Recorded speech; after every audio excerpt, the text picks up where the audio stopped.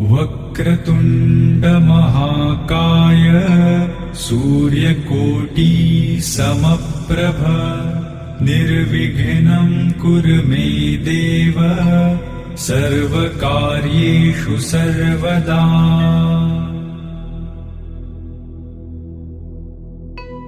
वक्रतुण्ड महाकाय सूर्यकोटि समप्रभ निर्विघ्नं कुरु मे देव सर्वकार्येषु सर्वदा।